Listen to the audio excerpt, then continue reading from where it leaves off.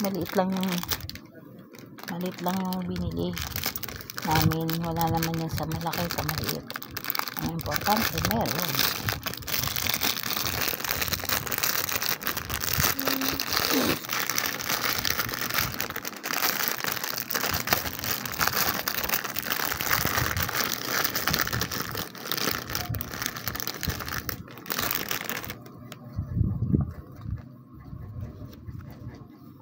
Panalangin para kay Maestro Padre Jesus Nazareno.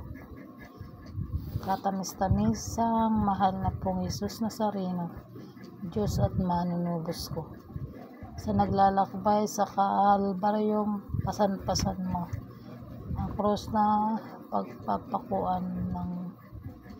pagpapakuan sa iyo, kung abang makasalanan na naging dahilan ng iyong di masayon na hirap, nagpupuri sa iyo at nagpapasalamat na bilang maamong kordero ay buong hinahong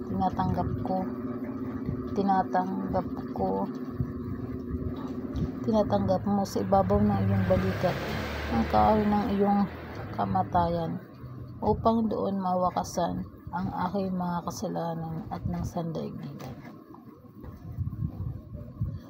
Patawarin mo ako, buting Jesus.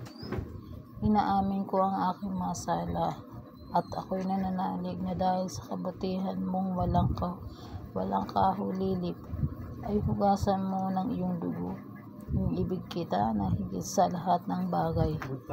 Pinapangako na ako'y magiging matapat hanggang sa oras ng aking kamatayan. Patumayin mo ako, Diyos ko, ng iyong biyaya at ihatid mo ako sa landas ng iyong mga utos. Diyan sa iyong langit ng kaharian siya nawa. Amen.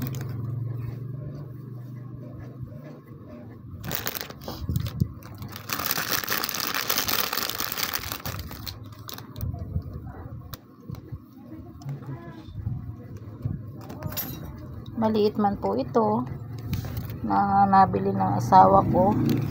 Dumalaw po dito sa amin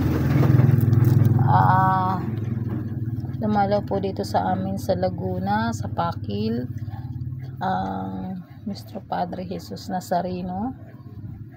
Nakabili po ng munting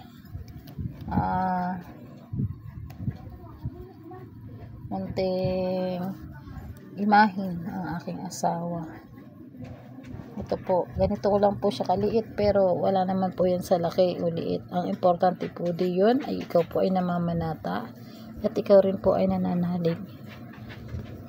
Yan po Jesus Nazareno. Gandang gabi po sa inyo.